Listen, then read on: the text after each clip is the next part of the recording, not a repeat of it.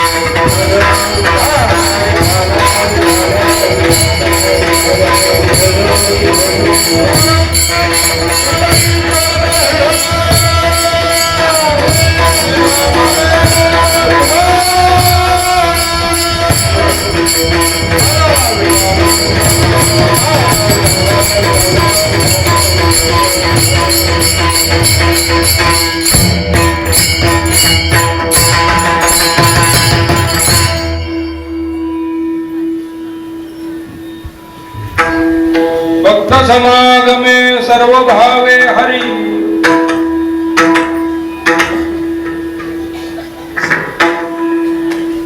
भक्त समागमे सर्व भावे हरी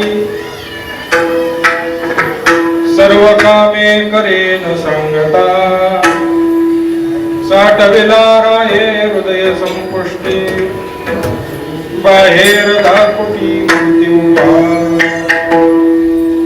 मागण्याच्या सपाहे मुखाकडे चिंतिल्या रोकडे मनोरथ साठविला राहे हृदय संपुष्टी बाहेर दापुटी मूर्ती तुका म्हणे जीव भाव देवा पायी तुका म्हणे जीव भाव देवा पायी ठेवण्या काही न मागती साठविला राहे हृदय संपुष्टी बाहेर दाखवते मूर्ती उभा पांडुरंगा करू प्रथम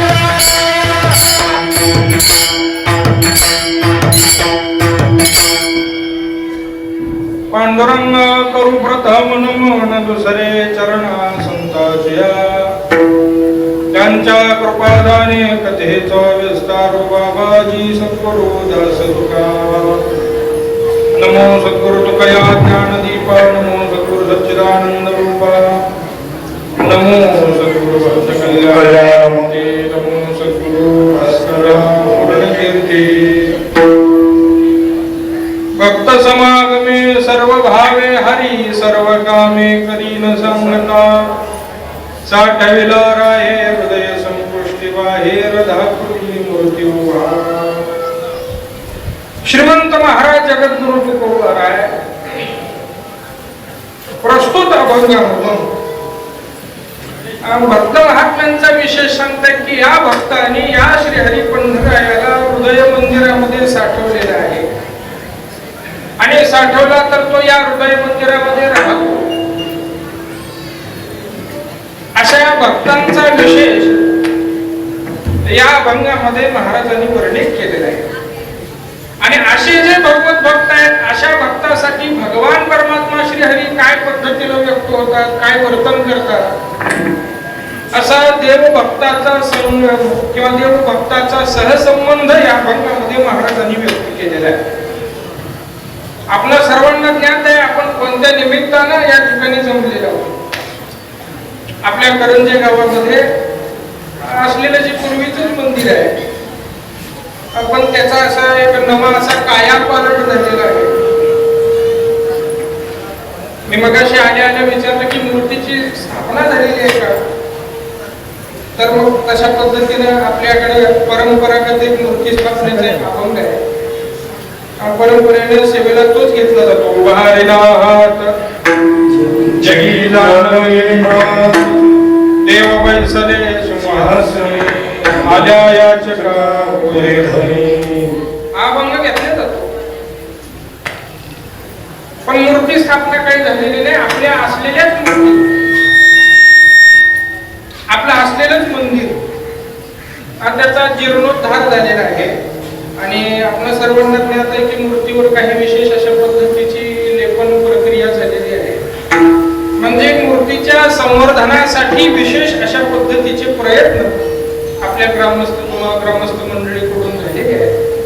आणि जुन्या आपल्या असलेल्या प्रासादिक मूर्ती ज्या आपल्यापेक्षा पूर्वपर असलेल्या लोकांनी बसवल्या गेलेल्या आहेत आणि त्याचीच सेवा आपल्याकडून व्हावी या हेतूनं आपण त्याच मूर्तीचा वज्रलेप म्हणा, काही विशिष्ट लेखन रासायनिक प्रक्रिया म्हणा या ठिकाणी केलेली आहे.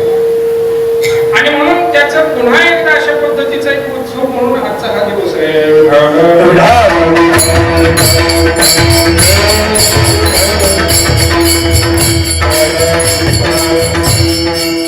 बऱ्याच वर्षापूर्वी मंदिरामध्ये श्रीहरी विराजित झालेले आहे, पण आज पुन्हा एकदा त्यांचा उत्सव केलेला आहे. या उत्सवाच्या निमित्तानं त्याला आता मंदिरामध्ये तर तो आहेच आहे, पण त्या मंदिरासोबतच तो हृदय मंदिरामध्ये यावा असा भाव व्यक्त करणारा अभंग म्हणून सेवकर्ता घेतलेला आहे.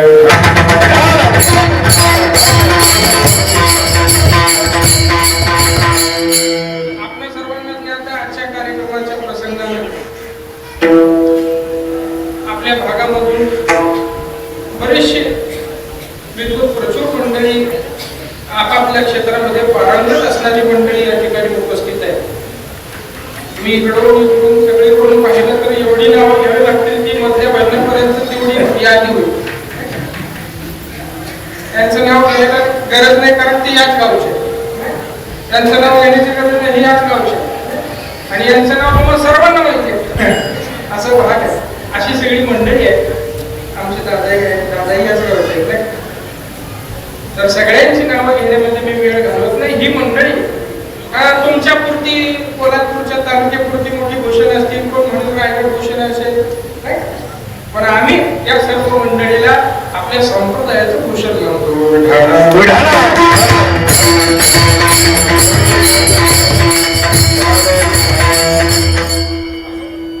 आणि सदर निमित्ताने या कार्यक्रमात जमलेले तुम्ही आम्ही सर्व मंडळी आपण मंदिरामध्ये असलेल्या देवाला नवीन अशा पद्धतीचं स्वरूप दिलेलं आहे.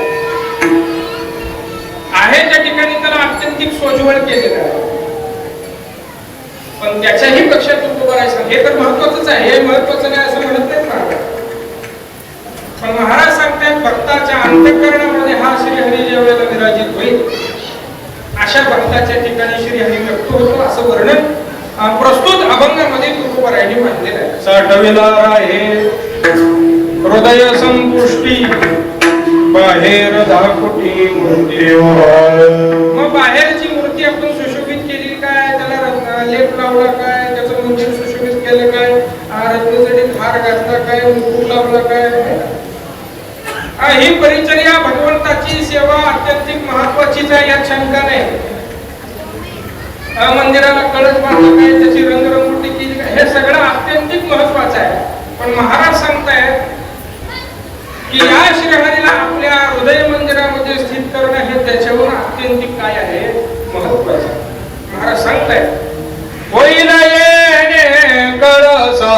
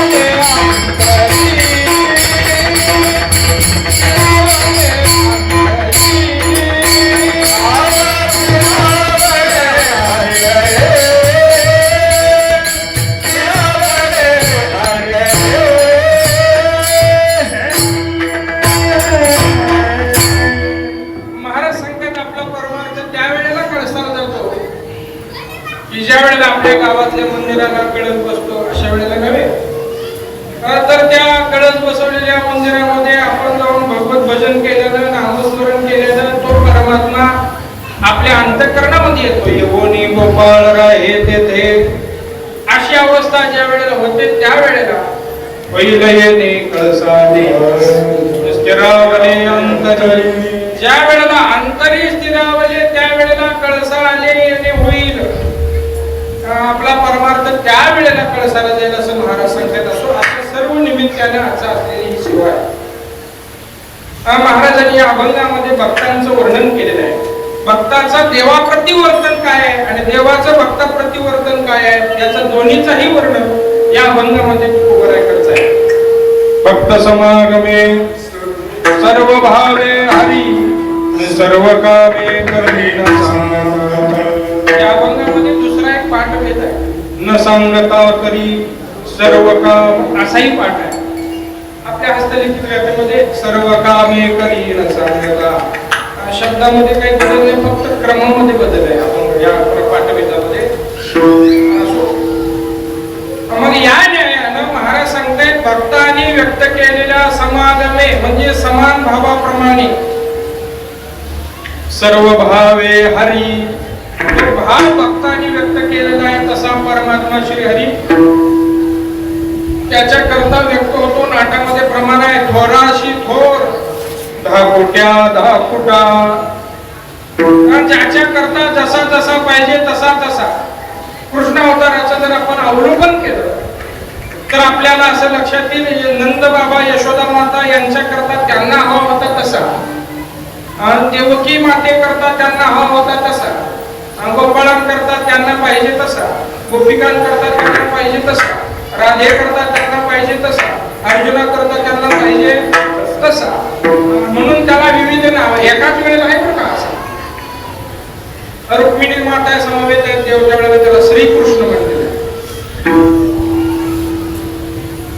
काही वेळेला त्याला बाळकृष्ण म्हणलेलं आहे. कधी यशोदा मैया समवेत आहे, गोपाळांसमवेत आहे त्यावेळेला त्याला गोपाळ कृष्ण असं म्हणलेलं आहे, गोपिकांसमवेत आहे त्यावेळेला त्याला युगल कृष्ण असं म्हणलेलं आहे, राधे समवेत आहे त्यावेळेला त्याला राधा कृष्ण अशी संबोधन आहे. आणि अर्जुनाला ज्या वेळेला रणांगणावरती गीताशास्त्र सांगतायत त्यावेळेला त्याला योगेश्वर कृष्ण असं म्हणलेलं आहे. श्रीकृष्ण, बाळकृष्ण, राधाकृष्ण, गोपाळकृष्ण, युगल कृष्ण, योगेश्वर कृष्ण अशा अनेक प्रकारामध्ये हा एकाच वेळेला आल्यानंतर अवतीर्ण होतो. त्याचं कारण जिही जैसा भाविला तिही तैसा पालटू दाविला.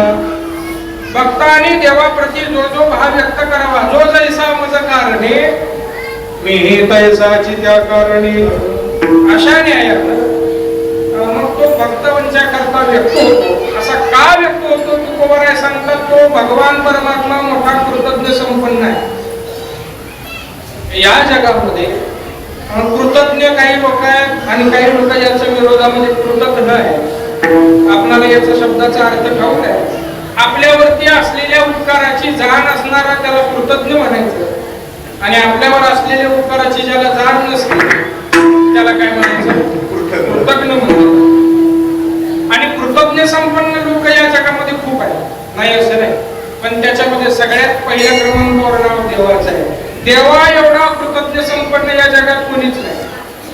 तुकोबाराय सांगताय मानी भक्ताचे उपकार ऋणिया म्हणवी निरंतर, केला निर्गुणी आकार कीर्ती मुखे वर्णिता. तो मुळात निर्गुण असलेला सगुण साकार होतो त्याचं कारणच भक्तांचे उपकार जाणतो. म्हणून त्याच्या भंगामध्ये महाराज सांगतायत मनोनी दया जे वासना ते पुरवितो पंढरीराम. आपल्याला एक प्रमाण ठाऊक आहे, अर्जुनाची घोडी धुतली देवाच्या अर्जुनाच्या रथाचं देव सारथ्य पण करताय. देखा नवलतया प्रभूचे माऊली वर्णन करताय. अद्भुत प्रेम भक्ताचे का सारथ्य पण पार्थाचे करीद्वाशे. हे भक्त आहे त्यांच्यावर देव प्रेम करतो, आमच्यावर साधं माईक प्रेम करत नाही.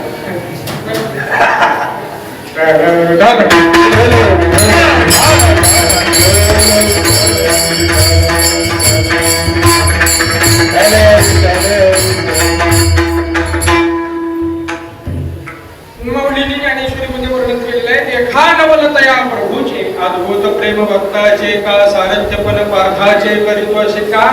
कारण तो भावाचा असणाऱ्या अशा भावयुक्त अंतःकरणाने भजन करणाऱ्या भक्ताच्या अंकित राहतो. तुकाराम महाराजांचे एक प्रसिद्ध प्रमाण सर्वांना ठाऊक आहे. विश्वाचा जनिता ऐसा भक्ताचा अंकित लागे तैसे लागे प्रीत. ऐसा भक्ताचा अंकित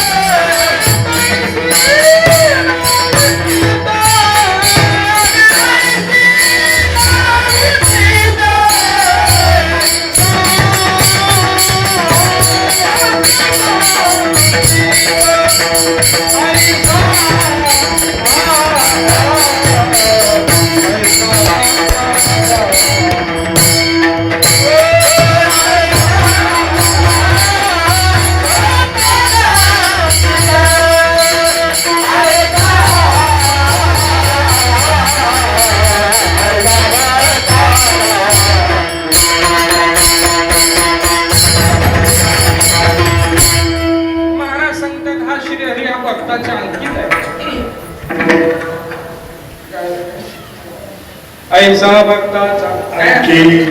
कधी कधी एकच पदार्थ खायला आपल्याला रस वाटत नाही, त्याच्यासोबत थोडं लोणचं लावतो.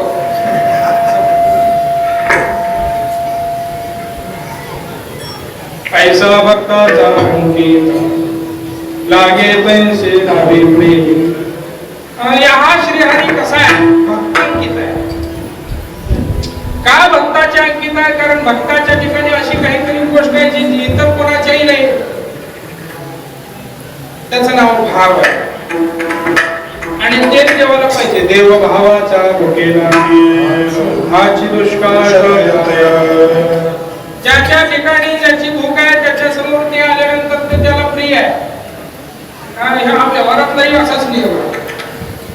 तसं या भक्तांनी व्यक्त केलेला जो समान भावाप्रमाणे तो व्यक्त होतो, याचा अर्थ असा आहे भक्तानं देवाप्रती भाव व्यक्त केलेला. भाव असल्याशिवाय भक्ताला भक्त म्हणता येत.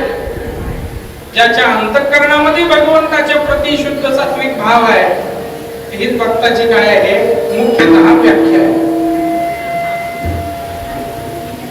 त्याला काय पाहिजे? भाव.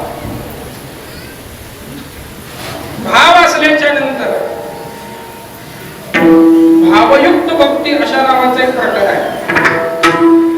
हा घे माझा अनुभव भक्तिभाव भाग्याचा. आणि म्हणून महाराजांनी सांगितल्याप्रमाणे या ठिकाणी भगवत भक्ताच्या अंतःकरणामध्ये भक्ता देवाप्रती शुद्ध सात्विक श्रद्धा असते, त्याला भाव म्हणलेला नाही. तर व्यवहारामध्ये भाव शब्दाचा वेगळा अर्थ आपल्याला माहित आहे. तांदळाला काही भाव पाहिजे, काजूला काही भाव पाहिजे. भाव याचा अर्थ दर आहे, भाव याचा अर्थ किंमत आहे नाही का. या दोन्हीचंही इथं वर्णन नाही. ज्याच्या अंतःकरणामधली जी श्रद्धा आहे त्याला सुद्धा काय म्हणलेलं आहे, भाव असं म्हणलेलं आहे. ज्ञानोबराय सांगतायत भावे विन भक्ती, भक्ती विने मुक्ती, बळे विने शक्ती बोलो नये. तो परमात्मा याशिवाय प्राप्त होत नाही. ती भक्ती भाव असल्याशिवाय ती भक्ती घडत नाही. ज्ञानोबराय सांगतात भाव बळे आकळे, रवी नाकळे, करतळी आवळे तैसा हरी. भावाच्या बलानं तो प्राप्त होतो. व्यतिरिक्त आमच्याकडे शारीरिक बल असेल, व्यतिरिक्त आमच्याकडे धनाचं बल असेल, मानाचं बल असेल, प्रतिष्ठेचं बल असेल, अशा कोणत्याच बलाने जो प्राप्त होत नाही. आपल्याकडे जर भावाचं बल असेल, म्हणजे चुलत भावाचं असं वगैरे नाही, तर त्या भावाच्या बळावरती तो परमात्मा आकारला जातो, त्याच्या अंकित राहतो. मग शब्दाप्रमाणे बघितलं की भाव भक्तीचा अंकित याने म्हणजे भक्तांच्या समान व्यक्त केलेल्या भावाप्रमाणे तो व्यक्त होतो. म्हणजे भक्त पुण्यभक्त. आता तुम्ही म्हणाल आम्ही काय देवाचे भक्त नाही का, आणि त्याचं वर्णन असं आमच्याकरता कधी दिसून आलंय. सर्व कामे करीन सांगता. अहो देवा, आमचं काम तुम्ही सांगूनही केलं नाही. तुकाराम महाराज सांगते भक्ताचं काम देव न सांगता करतो. आपलं काम सांगूनही करत नाही, याचा अर्थ तुकाराम महाराजांनी सांगितलेले भक्ताच्या यादीत आपण बसत नाही. मी म्हणतो आपण देवाला काही मागू नये, तुकाराम महाराज म्हणतात. पण मी म्हणतो थोडंफार मागितलं तरी हरकत नाही, पण आपल्या पुरतं मागा. आपल्या शेतामध्ये आपण पाण्यासाठी बोर घेणार आहे, त्या बोरला पाणी लागावं इथपर्यंत मागा.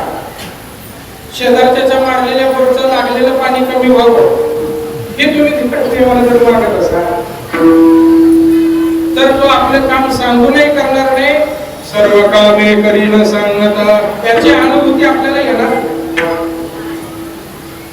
मग तुम्ही म्हणाल आम्ही काय भक्त नाही का देवाचे. तुम्ही आम्ही भक्तच आहे,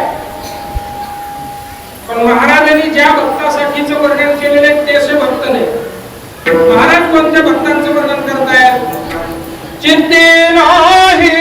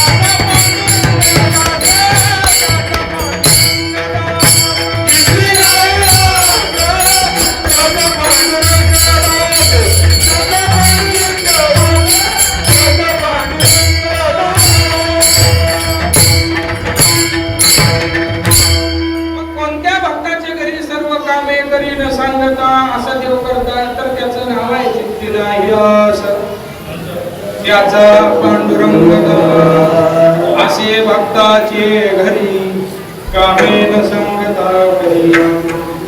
चित्ती नाही आस. जे आशेच्या पाशामधून मुक्त झालेले भगवत भक्ताचं लक्षण सांगतात महाराज. भक्ताईशे जाना जे देही केले आशा पाश निवारोनी, याला भक्त बनायचं. माझे ठाई ज्याचे चित्त अखंड जडले भजनयुक्त, त्या तेच बोलीजे मत भक्त. याची संत सज्जन भगवंताच्या ठिकाणी भजनयुक्त अंतःकरण ज्याचं पाहिलेलं आहे त्याला भक्त बनलेलं आहे. आणि ज्याच्या अंतःकरणामध्ये विषय नाही तर विषय तो त्यांचा झाला नारायण. नावडे जन धर्म पिता अशी ज्याला अवस्था आहे त्याला म्हणले चित्ती नाही आस. त्याचा पांडुरंग देव त्याचा दास होतो. नामदेव सांगतात आशा नाही ज्याला देव कामानी तयार. आता इथं अर्थ लावताना जर शब्द म्हणताना गोंधळ केला का मारी असं म्हणायचं नाही. कामारी देव कामारी तयाला. कामारी या शब्दाचा अर्थ सेवक. जसं ज्ञानोबा एका ठिकाणी देवाबद्दल भाष्य करतोय कामारी कामारी कामारी होई या गोविंदाचे घडले नगे बाई. असं कामारी देव होतो याचा अर्थ देव त्याचा सेवक होतो. कुणाचा? ज्याच्या अंतःकरणामध्ये आशाच राहिलेली नाही. महाराज सांगतात आशा हे समोर बनवून काढावी तेव्हाची गोसावी व्हावी देवी.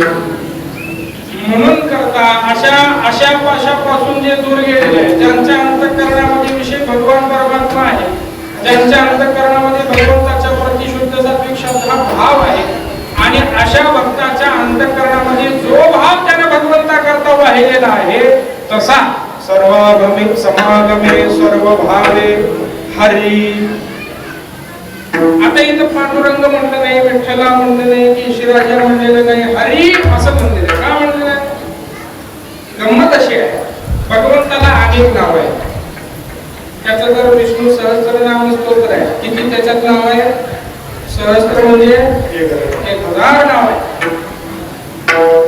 मग त्याला कोणत्या नावाने हाक मारायची? ज्या नावाचा जो अर्थ आहे त्या अर्थाचं कार्य जर ज्या वेळेला अपेक्षित आहे त्यावेळेला त्याच नावाने त्याला हाक मारायची असा बोलायचा या भक्ताचा अशा पद्धतीचा मोठा वैशिष्ट्य आहे. म्हणजे कसं व्यवहारामध्ये आपल्यासारखी मंडळी 2-2 कामं करणारी असतात. तुमच्यापैकी बरीचशी मंडळी 2-2 कामं करणारी असतात. नोकरीही करतात, काही अजूनही व्यवसाय करतात, काही शेती करतात. जसं साधारण उदाहरण सांगतो. एखादा मनुष्य चांगल्या पद्धतीने गायन करत असतो आणि तोच मनुष्य एका लोकांना गरज असली तर व्याजाने काय देतो? पैसे देतो. आता घराच्या बाहेर त्याच्या लोक आलेले आहेत काही असलो आणि त्याने हाक मारली पुढे आहेत का असं म्हणाल्यानंतर त्याचं काय लक्षात येतं? कोणत्या कामा करता आला? पैशाच्या कामा करता आला का गायनाच्या कामा करता आला? हाक ऐकल्याबरोबर काम काय आहे हे लक्षात यायला पाहिजे. तसं हरी या नावाचा जो अर्थ आहे हरिने माझे हरिले चित्त भार व्यक्त विसरले हर हरती पापाने हर हरती चित्ताने सावळे रुपडे चोरटे चित्ताचे उभे पंढरीचे विटेवरी. म्हणजे भगवंताच्या नावाचा असा विशेष आहे त्याचा अर्थ कसा आहे तसा तो आहे. आपल्या नावाचं कसं नसतं. का नसतं? कारण मुळामध्ये ते नाव आपलं नसतं, आपल्याला लोकांनी ठेवलेलं असतं आणि आपल्याला सवय असते. ज्ञानोबा सांगतात ठेवल्या नावाशी रोज येतो उठी. मग लोकांनी आपल्याला नाव ठेवलेलं असतं कारण त्या अर्थाचा आणि आपला संबंध नसतो. एखाद्याचं नाव अमर असतं. नाव काय असतं? तिथं कोणाचं नाही ना असलं तरी असतं. एखाद्याचं नाव अमर असतं म्हणून तो अमर आहे का? एखाद्याचं नाव अविनाशी आहे तो अविनाशी आहे का? म्हणजे आपल्या नावाचा अर्थ आणि आपण याचा संबंध नसतो.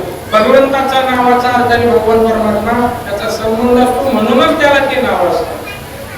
म्हणून तुमच्या आमच्या नावाला नाम म्हणत नाही आणि देवाच्या नावाला नाव म्हणत नाही. हा फरक आहे. आणि मग आपल्याला नाव आपलं नसतं ठेवलेलं असतं. मग का ठेवलेलं असतं? तर लोकांना नाव ठेवायची सवय असते. आता तुम्ही मोठं मंदिर बांधलं तरी नाव ठेवतील आणि छोटं ठेवलं तरी नाव ठेवतील. मोठा उत्सव केला तरी नाव ठेवतील. काय कमी पैशाची आणि छोटा केला तरी काय कमी होती पैशाची नाही. तुका म्हणे जन दुतोंडी सावध अशा पद्धतीचं जन आहे. आणि म्हणून करता महाराज असं सांगतात बाबा या नावाप्रमाणे त्याचं कार्य आहे आणि ते कार्य अभिप्रेत आहे. काय? आमच्या चित्तवृत्तीचा तुम्ही काय करावा, स्वीकार करावा. म्हणून भक्त समागमे सर्व भावे हरी. मग असा परमात्मा या भक्ताच्या ठिकाणी सर्व कामे करी न सांगता. कोणत्या कोणत्या ठिकाणी भगवंताने काम केले याचा दृष्टांत आपण पुढे पाहू, त्यात काही बोल नाही. त्याच्याकरता एकच महत्वाचं प्रमाण आहे, आपल्याला त्या अभंगामध्ये अनेक दृष्टांत पाहायला येतील.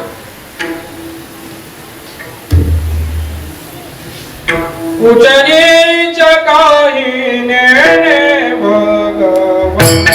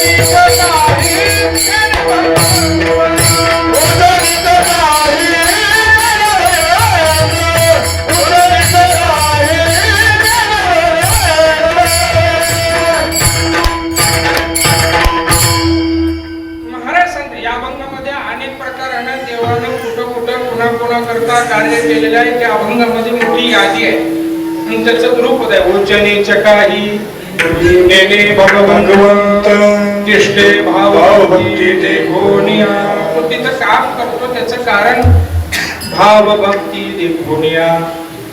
म्हणून अशा भगवंताच्या बद्दल ज्यांच्या अंतःकरणामध्ये भाव आहे तिथं सर्व कामे करेल संगता. मग तिथं का? कारण त्याचं कारण त्याला त्याच्या त्या भक्ताने हृदयामध्ये साठवलेलं आहे. साठवेला आहे हृदय संपुष्टी बाहेर दारुटी मूर्ती उभा. एका ठिकाणी प्रमाण आपल्याला ठाऊक आहे. साठविला हरी जिही हृदय मंदिरी त्यांची सरली सफळ व्यापार. आणखी एका ठिकाणी प्रमाण आहे. संपुष्ट हे हृदय पेटी करुणे पोटी संपुष्ट हे हृदय पेटी तिथं असं म्हणलेलं आहे. आणि इथं म्हणले साठविणार आहे हृदय संपुष्टी. संपुष्ट नावाचा शब्द दोन्ही प्रमाणात आहे. संपुष्ट या शब्दाचा अर्थ बऱ्याच लोकांना ज्ञात नाही. इथल्या प्रमाणाच्या अनुषंगाने सांगायचं झालं सोपं करून तर असं आहे. साठविणार आहे हृदय संपुष्ट म्हणजे हृदयामध्ये साठवता येतो. तिथेही म्हणले संपुष्ट हे हृदय पेटी करून या पोटी साठविणार आहे.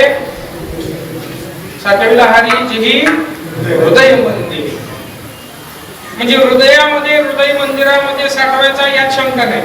मग संपुष्टी संपुष्टी असं का म्हणलेलं आहे? तर संपुष्ट अजून एक अर्थाने आपण वापरतो. महाप्रसाद संपुष्टात आला नाही बरं, सुरुवात व्हायची आहे. काही वेळेला असं होतं जास्त गर्दी होते आणि आपण केलेला पदार्थ संपुष्टात येतो. भगवंताच्या प्रसादाला असं कधी होत नाही, पण कधी कधी असा अनुभव आपल्याला येतो. संपुष्टात येणे म्हणजे संपणे असा अर्थ नाही. इथं अर्थ कोणता आहे? संपुष्ट हे हृदय पेटी करून या. हृदय पेटी संपुष्ट करून या. इथं म्हणजे साठविणार आहे हृदय संपुष्ट. संपुष्ट म्हणजे काय आहे? एक प्रकारचं भांड आहे. आता काय आहे, आपण दुकानामध्ये गेलो की दुकानावर नाव लिहिलेलं असतं भांड्याचे दुकान. त्याच्यावर असं लिहिलेलं असतं का चपाती भाजण्याचे भांड्याचे दुकान, भजी तळण्याच्या भांड्याचे दुकान, असं त्याच्यामध्ये असणारे विकल्प लिहिले जात नाही. ते भांड कशा करता वापरतोय त्याच्यावरून त्याच्या नावाचं काही विशिष्ट त्याच्या ठिकाणी असतं. काही भांडी आपण घरामध्ये, आपल्या तुम्हाला पुरुष वर्गाला माहिती नसेल, महिला वर्गाला जास्त माहिती असते, काही भांडी अशा असतात जी फक्त दूध, दही, लोणी, तूप आणि झालंच तर ताक याच्या पेक्षा दुसऱ्या तिसऱ्या बाकीच्या पदार्थाला वापरली जात नाही. म्हणून त्या दुधाच्या वापरण्याच्या भांड्यात, मग ते भांड असो, सजवी असो, तांब्या असो, कडवा असो, पण तो खास जर दुधासाठी असेल, दूध दुभते त्याच्या गोरसाच्या अमुक आता सांगितलेल्या प्रकाराकरता असेल तर त्या भांड्याला दुधाणी असं नाव आहे, गाथ्यात नाव आहे. पाहती गवळणी तवती पालती दुधाणी. दुधाणी म्हणजे खास दूध आणि दूध दुभत साठवण्याच्या भांड्याला दुधाणी म्हणतात. मग ते मातीचा असो, जर्मनचा असो, स्टीलचा असो, सोन्याचा असो, दुधासाठी म्हणलं त्याचं नाव काय? मग जसं पदार्थांच्या साठी जी भांडी आहे त्याच्यामध्ये दुसरा एक प्रकार असतो देवाच्या साठीची भांडी. देवाच्या साठी जी भांडी वापरली जातात त्याच्यामध्ये तामन आहे, पळी आहे, पात्र आहे, कलश आहे, पुन्हा समई आहे, आरती आहे, पंचारती आहे, दिवा आहे, लांबण दिवा आहे, त्यामध्ये खूप प्रकार आहेत, पंथी आहे, अजून अनेक प्रकारची भांडी आपण देवा करता वापरतो.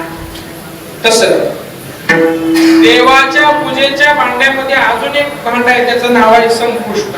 कोणाचं नाव आहे? संपुष्ट. संपुष्ट कशा करता वापरायचं? आपल्याकडे घरामध्ये आपण देवपूजा करतो. समजा एखाद्या मनुष्यानं नियम केला की आपल्या घरी असलेला जो शाळीग्राम आहे त्याची नित्य पूजा करतो आणि त्या मनुष्याला पंढरपूरला वारीला यायचं आहे किंवा मुंबईला काही कामानिमित्त जायचं 2-4 दिवसाकरता. मग काय कराल? त्याची पूजा होईल का?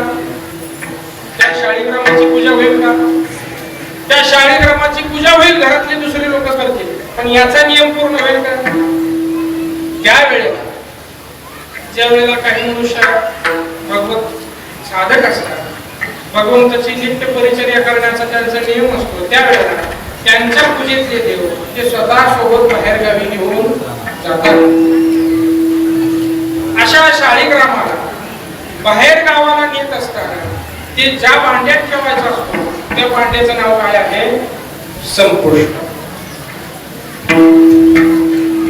कलाकाराच्या अनुषंगानं ते लंबगोल, गोल, चौरस, पंचकोनी, षटकोनी, अष्टकोनी अशा प्रकारामध्ये उपलब्ध असतात. घेणाऱ्याच्या पैशावरून ते पितळेचं, तांबेचं, चांदीचं, सोन्याचं असं आपण घेऊ शकतो. पण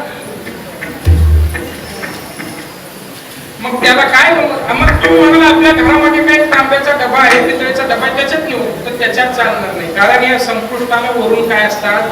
खिडक्या असतात, वरून जाळी असते. का?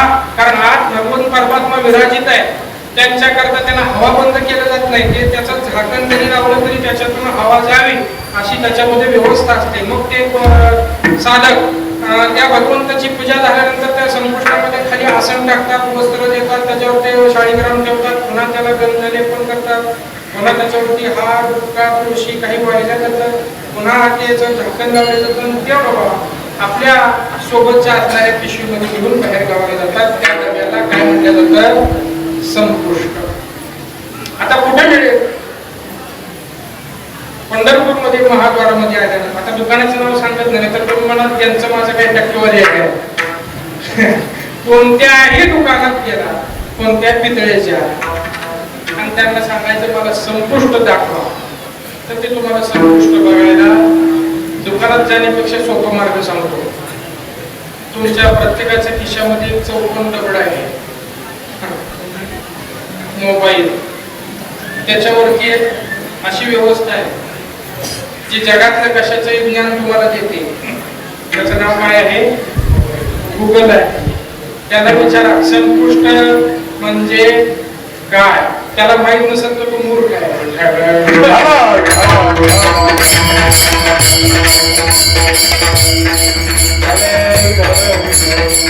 तर मला सांगायचा हेतू एवढाच आहे की संपुष्ट याचा अर्थ देवाचं स्वरूप, मूर्त स्वरूप, ज्याची आपण परिचर्या करतो, पूजा करतो, असं स्वरूप. प्रवासाकरता नेण्याकरता जे भांड आहे, जो डबा आहे, जी डबी आहे, पेटी म्हणा, काय म्हणायचे ते अक्षर लावा, त्या भांड्याचं नाव आहे संपुष्ट. म्हणजे ज्याच्यात देव साठवता येतो त्याला काय म्हणलेलं आहे? संपुष्ट. तसं तुकोबराय सांगताय, साठविला आहे हृदय संपुष्टी, म्हणजे या हृदयाला मध्ये तो साठवायचा आहे म्हणून हृदयाला संबोधन दिलेलं आहे, संपुष्टी.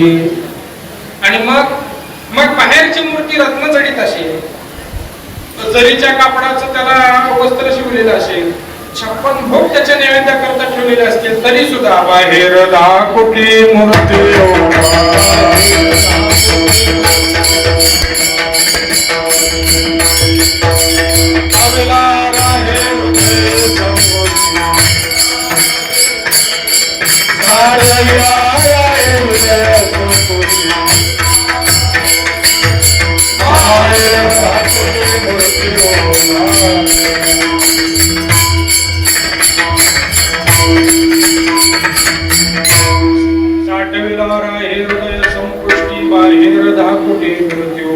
अशा अंतःकरणामध्ये ज्यांनी देव साठवलेला आहे असे भक्त ज्या वेळेला या देवाच्या समोर उभे आहेत त्या वेळेला मागण्याच्या सपाहे मुखाकडे चिंतल्या रोकडे मनोरथ, या भक्तांनी काहीतरी मागावं असं त्यांच्या मुखाकडे तोंडाकडे देव पाहतो.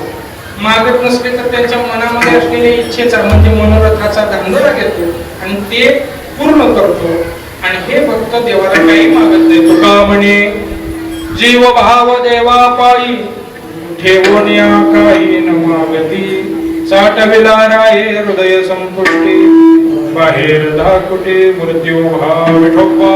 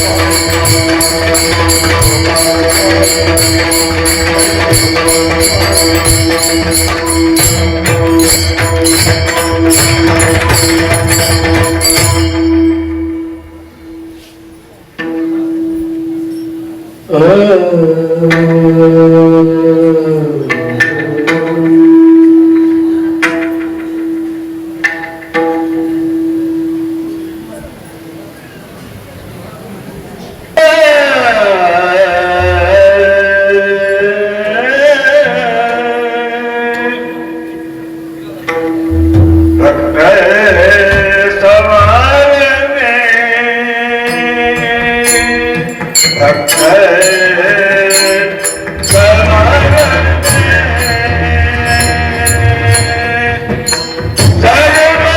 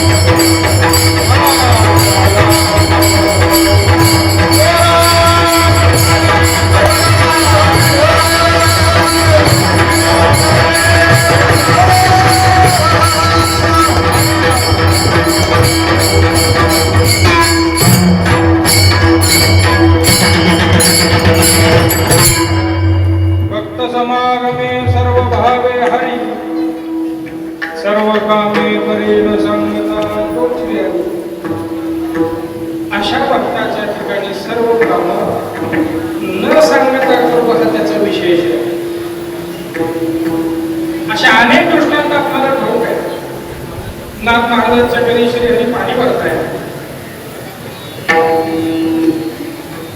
चोखोबराच्या चोखोबाची बहीण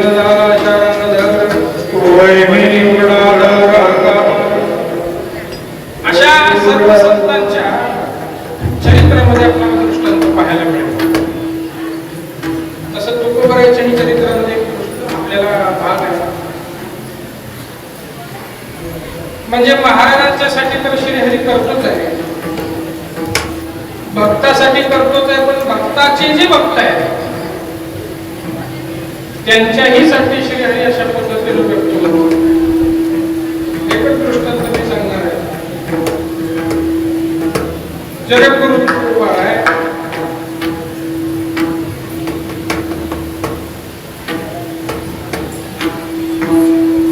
बऱ्याच वेळेला भंडाऱ्यावरती, रामचंद्रावरती, वराडेश्वरावरती अशा डोंगरावरती भजना करता जायची.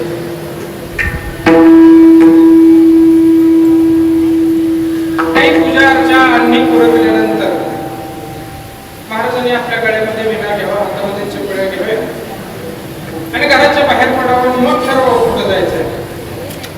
आपल्यासारखं डायरी बघायची, आज करंजाला आहे,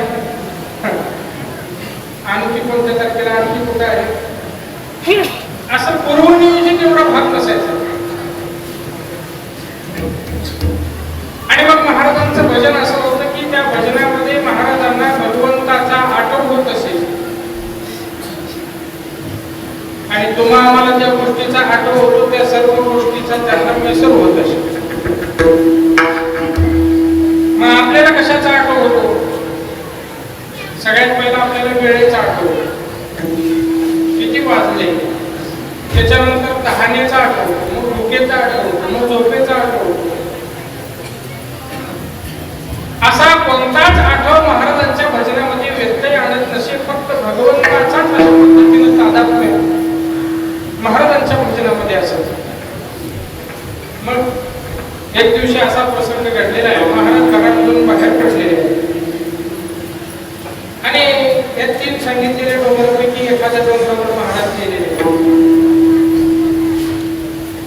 बराचसा वेळ लोटला, घरामध्ये स्वयंपाक तयार झाला, भगवंताला नैवेद्य अर्पण केलेला आहे, घरामधल्या लहान मुलांना जीव घातलेला आहे, मोठ्या वडीलधाऱ्याला जीव घातलेला आहे आणि जिजाबाई आईसाहेब तुकोबरायांची वाट बघत आहे. आता एवढा वेळ होईपर्यंत महाराज घरी परत आले नाहीत. याचा अर्थ त्यांच्या लक्षात आलेला आहे महाराज आज आपल्या इथल्या गावामध्ये नाही, जवळपास कुठे गेले नाही, तर भंडाऱ्यावरती, भामचंद्रावरती गेलेले असते. जाऊ द्या, आल्यावर जेवतील असा भाव त्यांच्या अंतःकरणामध्ये नसत. काय झालेलं आहे, जिजाबाई आईसाहेबांचं चरित्र लोकांनी फक्त टीव्ही मध्ये बघितलं आणि त्याच्यातून त्यांना असं कळालंय की त्या मोठ्या कडक स्वभावाच्या आहेत. एवढंच चरित्र नाही आहे. त्यांचा स्वभाव जरी फटकळ असला, कडक असला, तरी तुकोबरायांच्या पोटामध्ये अन्नाचा घास गेल्याशिवाय त्यांनी अन्नाला तोंडामध्ये अन्न घेऊ नये, पाणी पिऊ नये, एवढी तुकोबरायांची परिचर्या त्या करत असत, सेवा करत असत. तुकाराम महाराजांची त्या सेवा करतायत म्हणून देवाचं विशेष लक्ष त्यांच्याकडे आहे. एक दिवशी असं झालं, महाराजांच्या करता भोजन घेतलेलं आहे बांधून शिदोरी आणि देऊच्या बाहेर पडलेले आहेत. आपल्याला त्यातला बऱ्याचशा दृष्टांत ठाऊक आहे. देऊच्या बाहेर गेल्यानंतर भंडाऱ्याकडे एक वाट जाते, भामचंद्राकडे एक वाट जाते. त्या दोन्ही वाटेला आईसाहेबांनी कान लावलं आणि कान लावल्यानंतर आईसाहेबांच्या लक्षात यावं महाराज आज कुठल्या दिशेने गेलेले. म्हणजे महाराजांच्या भजनाचं सामर्थ्य एवढं की महाराज ज्या भूमीवरून पाय चालत गेले त्या भूमीनेही महाराजांचं भजन अंगीकृत करावं आणि आईसाहेबांची सेवा एवढी मोठी की त्या भूमीमधून अंगीकृत झालेलं भजन त्यांना ऐकू यावं. आपल्याला ऐकू येण्याकरता मोठमोठे बेस करावं आणि आईसाहेबांची मोठी सेवा आहे. आईसाहेब निघालेले आहेत, महाराजांच्या करता भोजन घेतलेल्या पाणी घेतलेलं आहे आणि निघालेलं आहे. पायामध्ये चपला नाही. का नाही? चपलाच नाही असा भाग नाही. आपल्या हातामध्ये भोजन आहे आणि म्हणून चपला घालणं उचित नाही आहे. म्हणून त्या अनवानी या डोंगराकडे चाललेले आहे. आणि डोंगराकडे जाताना आपल्याला चरित्र ठाऊक ऐकून आहे तुम्ही की आई साहेबांच्या पायामध्ये काय रुजलेलं आहे? काटा रुजला. आपल्यासारख्या याचा हेतू वाटत आहे. आपल्यासारख्या डोंगर प्रभागामध्ये बरेचसे काटेकुटे वाटेमध्ये आडवे आलेले असतात. तसा एक काटा आई साहेबांच्या पायामध्ये खाली घुसलेला रुजलेला आहे. आता आई साहेब त्या काट्याच्या वेदनेपासून थोडी मुक्तता मिळावी या हेतून खाली बसलेले आहे. शिदोरी बाजूला ठेवलेली आहे. आई साहेबांनी स्वतः हाताने काटा काढण्याचं काय केलेलं आहे? प्रयत्न केलेला आहे. तरी काटा काही निघत नाही. काही काटे अशा असतात जे सहजासहजी बाहेर येत नाही. मग आई साहेबांनी थोडा वेळ जाऊ जेव्हा या हेतून थोडा वेळ शांत बसल्यानंतर साक्षात पांडुरंग परमात्मा त्या लहान स्वरूपामध्ये, गुराख्याच्या स्वरूपामध्ये, मुलाच्या स्वरूपामध्ये त्या ठिकाणी अवतीर्ण झाले. आणि आई साहेबांच्या समोर अवतीर्ण झाले नाही. का अवतीर्ण झाले? कारण हे दुरुस्त नाही करून दिलं तर तुकोबरायला लवकर जेवण जात नाही. माझे तुकोबराय उपाशी आहे असा भाव अंतःकरणामध्ये श्रीहरीच्या म्हणून आणि माझ्या तुकोबरायांची सेवा करणाऱ्या ह्या जिजाबाई आई साहेब यांचं दर्शन आपल्याला व्हावं असा भाव देवाच्या मनामध्ये आहे. देव गेलेले आणि देव गेल्याच्या नंतर जिजाबाई आई साहेबांना देव विचारतात काय झालंय? लहान स्वरूप तू कोण आहे? त्याने सांगितलं मी गुराखी आहे. गाई राखायला, म्हशी राखायला इकडे आलेलो आहे. म्हणून तुम्ही दिसला म्हणून तुमच्या बाजूला आलो. काय झालेलं आहे? अरे काय नाही बाळा, माझ्या पायामध्ये काय मोडलेलं आहे? मी पाहू का? मी काढू का? जिजाबाई आई साहेब त्याला सांगतात अरे बाबा मी बराच वेळ झाला काढण्याचा प्रयत्न करते पण त्याची कळ मोठी आहे. तो बाहेर येताना फार काय करतोय? त्रास देतो. देवाने सांगितलं मी पाहतो. बरोबर. आता देवाने आई साहेबाला काही बोलण्यामध्ये गुंतवलेलं आहे. तुम्ही कोण आहे? मी अमुक मी जिजाबाई. कुठं चाललंय एवढ्या वनामध्ये जेवण घेऊन? नाही तुकोबरायांसाठी अशा पद्धतीनं हे जेवण घेऊन चालले.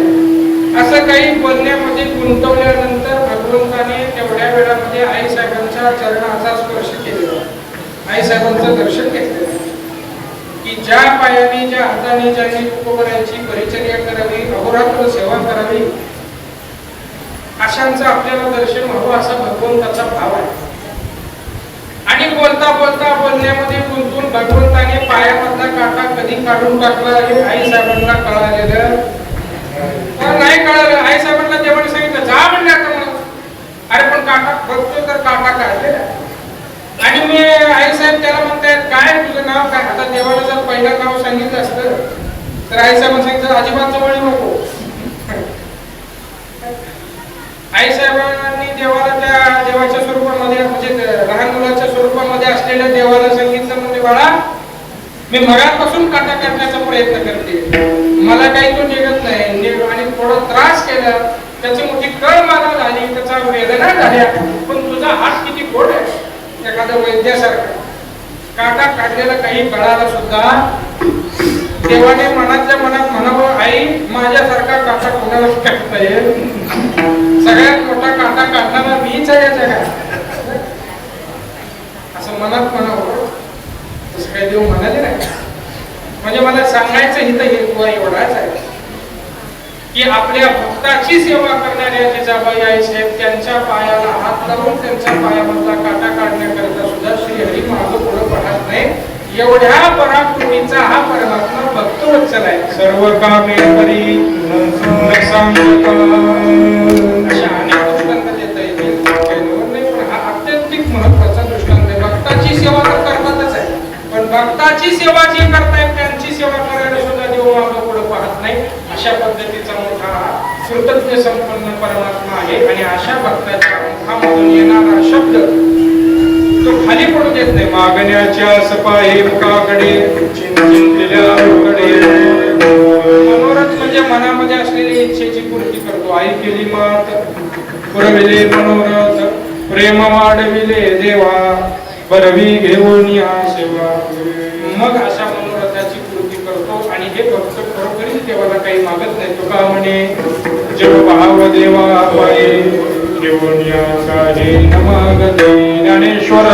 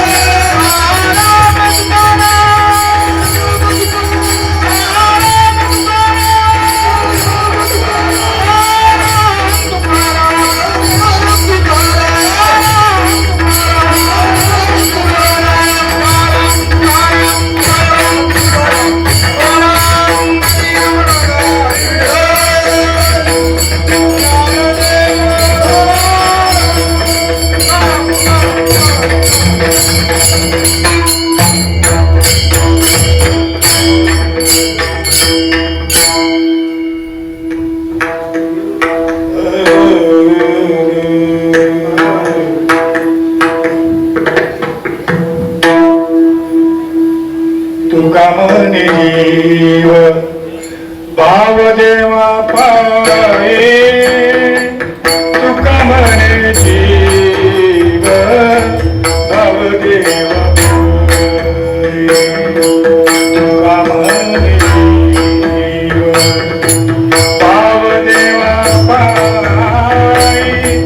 तुका म्हणे जीव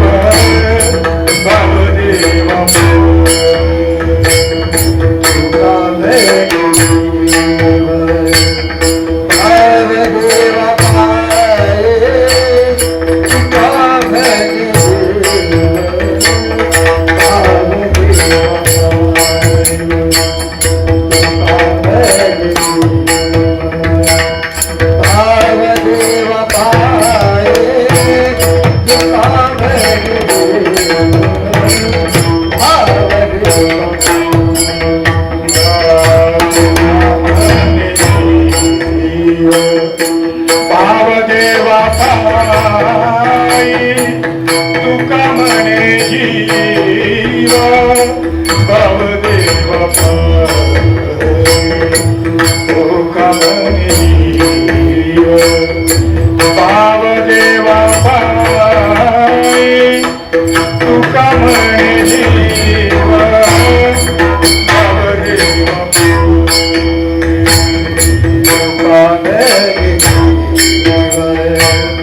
भाव देवा पाये तुका म्हणे